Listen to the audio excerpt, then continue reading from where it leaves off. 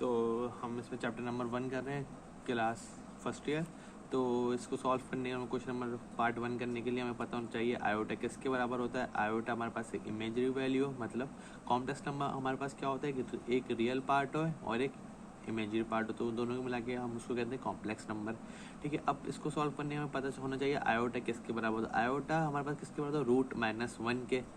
अब यही हमारी बेस बनेगी आयोटा रूट -1, जिसकी मदद से हम आयोटा 2, आयोटा 3, आयोटा 4, आयोटा 5 इस तरह फर्दर हम करते हुए जाएंगे। अब हमें आयोटा स्क्वायर हमारे पास -1 के बराबर कैसे आया, हमारे पास ऐसे आया। अगर हम क्या करें, अगर हम करें आयोटा कि मैंने वैल्यू ली -1, ठीक है। अब मैं इसका क्या करता हूँ, स्क्वायरिंग करता हूँ बोथ साइड।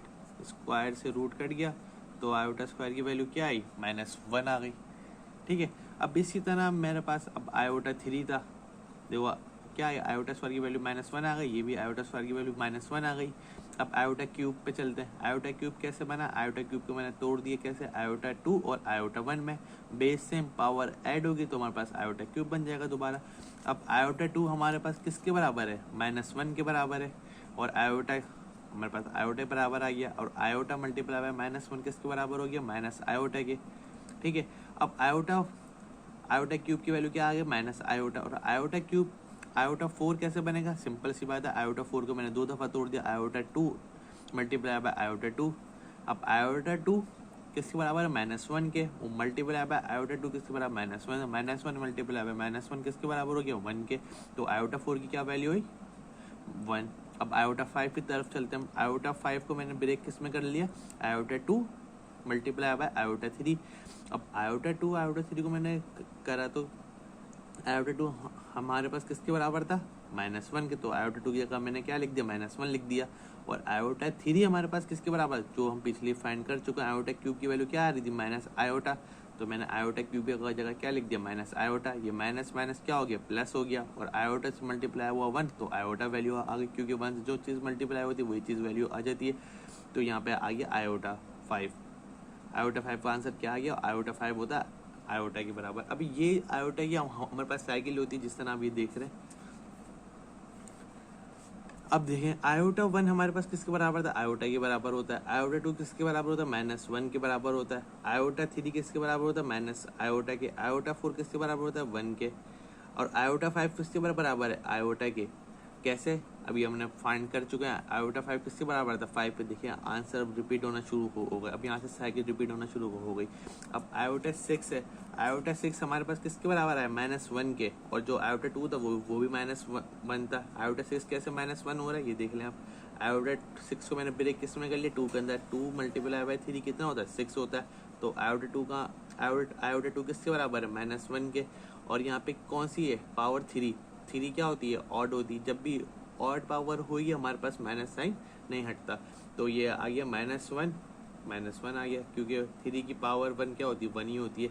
अब आयोटा 7 का रिजल्ट क्या आएगा, इसका क्या था, आयोटा 3 का माइनस आयोटा, तो आयोटा 7 का भी -7 होगा। आयोटा 7 ये देखेंगे यहाँ पे सॉल्व हुआ है। आयोटा 7 किसके बराबर है, आयोटा 7 को मैंने ब्रेक, क्योंकि आयोटा 7 क्या है, ऑड पावर है, तो उसको मैं 2 में ब्रेक नहीं कर सकता, तो मैंने आयोटा 6 डॉट आयोटा 1 में ब्रेक करा। Power same base same, power add हो जाएगी, 6 + 1 7 हो गया। तो आयोटा 6 किसके बराबर था, अभी हम निकाल चुके हैं, -1 के, तो -1 पुट कर दिया। और आयोटा किसके बराबर है, आयोटा 1 के बराबर है, तो आयोटा मल्टीप्लाई बाय 1 आयोटा के बराबर है। ये सारी हमारी साइकिल रिपीट होती जा रही है। अब आयोटा 7 था, आयोटा 8 हमारे पास किसके बराबर होगा, 1 के बराबर। ये आयोटा 8 भी सॉल्व हुआ हुआ है। आयोटा 8 सॉल्व करना ईजी है, क्योंकि ये 8 पावर क्या है, इवन है। तो 2 मल्टीप्लाई बाय 4 क्या होगा, पावर मल्टीप्लाई बाय 4 कितना होगा, 8। तो 2 को मैंने क्या कर लिया, आयोटा 2 को कर लिया -1 के बराबर, और ये 4 क्या है, इवन पावर है, तो माइनस हट जाएगा।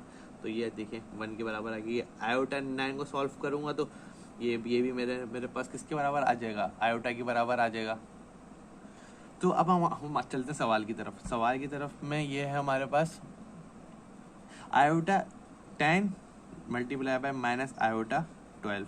तो आयोटा 10 को मैं कोशिश किस में करूँगा, आयोटा 2 में ब्रेक करूँ, सही है। तो आयोटा 2 को ब्रेक में कैसे करूँगा, आयोटा 10 को ब्रेक कैसे करूँगा, 2 के अंदर। 2 मल्टीप्लाई बाय 5 कितना होता है, 10 होता है, अब इसी तरह माइनस को मैंने बाहर लिख दिया क्योंकि मल्टीप्लाई में कोई फ़र्क नहीं पड़ता मुझे, ठीक है। अब यहाँ पे क्या था 12 था, तो 2 6 12, आयोटा 2 मैं इसलिए ब्रेक कर रहा हूँ क्योंकि आयोटा 2 की वैल्यू मुझे मालूम है किसके बराबर होती है, -1 के बराबर। तो जब मैंने आयोटा 2 की वैल्यू -1 के बराबर पुट करी तो 5 की पावर क्या है, ऑड है, तो माइनस हमारे पास रहेगा लाजमी तौर पे। अब ये क्या है, 6 की पावर क्या है, वो 6 क्या है, इवन है, तो जब ये 6 माइनस से वो होगा पावर में तो ये क्या हो जाएगा, पॉजिटिव हो जाएगा, ये मैंने पॉजिटिव लिख दिया। अब ये क्या हुआ, माइनस माइनस प्लस, 1 1 1, तो मेरे पास आंसर क्या है, पॉजिटिव का 1। अब इसी तरह नेक्स्ट क्वेश्चन में चलते हैं। नेक्स्ट क्वेश्चन है बहुत इजी। अब ये 16 की पावर सिर्फ आयोटा पे नहीं है, ये 16 की पावर माइनस पे भी है, क्योंकि 16 इस पे भी है और इस पे भी है, ठीक है। अब 16 तो इवन पावर, तो माइनस तो हमने वैसे ही रिमूव कर दिया, तो मैं क्वेश्चन उतार दिया। 16 है तो माइनस तो हमने वैसे ही रिमूव कर देना है। और यहाँ पे भी वही था कि 6 किस पर था, पूरे ब्रैकेट पे था, उसके अंदर माइनस भी था, तो मैंने यहाँ पे माइनस से रिमूव कर दिया। अब मैंने 16 को कैसे ब्रेक कर लिया, 2 के अंदर, 2 8 जा 16, और यहाँ 6 था, 2 3 जा 6, 2 3 जा 6 हो गया। अब √2 की आयोटा 2 की वैल्यू मुझे पता है किसके बराबर होती है, -1 के, और आयोटा 2 की वैल्यू किसके बराबर होती है, -1 के। अब ये क्या है, इवन पावर है, तो माइनस चले जाएगा। अब जब भी हमारे पास ऑड पावर होगी तो हमारे पास माइनस रहेगा, तो 1 1 1 प्लस माइनस माइनस रहा हमारे पास। ये हमने कर लिए 2 क्वेश्चन सॉल्व, बिल्कुल हमारे सिमिलर क्वेश्चन है, ठीक है। अब इसमें क्या हो रहा है, हमारे पास आयोटा 11 है और माइनस आयोटा 14 है। अब आयोटा 11 हमारे पास इवन पावर नहीं है, तो मैं क्या करूँगा, इसको एक इवन पावर में ब्रेक कर लूँ, जैसे 10 मल्टीप्लाई बाय 1, मतलब यहाँ पे जब कोई चीज़ नहीं होती तो यहाँ पे क्या होता है, 1 होता है, तो बेस सेम पावर है तो वही 11 बन जाएगा। अब मैंने क्या करा, 10 को मैंने, अब आयोटा 14 है, अब 14 हमारे पास पूरे ब्रैकेट पर है, तो ये माइनस की साइन रिमूव हो जाएगी, इसलिए मैंने यहाँ माइनस की साइन रिमूव कर दी, ठीक है। अब ये मैंने क्या करा था, 10 को मैं 2 मल्टीप्लाई बाय 5 कर दिया, ये वाला आयोटा मैंने ऐसे ही छोड़ दिया, तो 2, और यहाँ पे 14 था, तो 2 7 जा 14, और यहाँ पे आयोटा कुछ कर नहीं सकते, तो मैंने ऐसे ही छोड़ दिया। अब आयोटा 2 किसके बराबर होता है, -1 के, तो मैंने इसके -1 लिख दिया। इसी तरह आयोटा 2 किसके बराबर, -1 के। अब यहाँ पे क्या है, ऑड पावर है तो माइनस रहेगा, इसी तरह इधर भी ऑड पावर है तो माइनस रहेगा जब उसको मैं पावर खोलूँगा। अब ये चीज़ ऐसे लिखी, तीनों चीज़ मल्टीप्लाई में, तो मैंने थोड़ा अरेंजमेंट करके लिखती ताकि आप लोगों को समझ में आ जाए।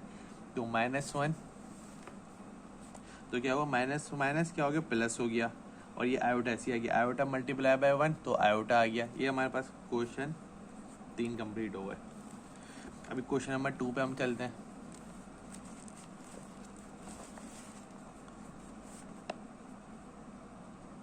क्वेश्चन नंबर 2 क्या कह रहा है, for what value of n iota n is equal to 1 iota -1 और माइनस आयोटा। इसका मतलब क्या है कि हमने आयोटा एन की वैल्यू ऐसे पुट करनी कि वो एक दफ़ा 1 आए, एक दफ़ा आयोटा आए, एक दफ़ा -1 आए, एक दफ़ा माइनस आयोटा, जिस तरह ये देख सकते हैं।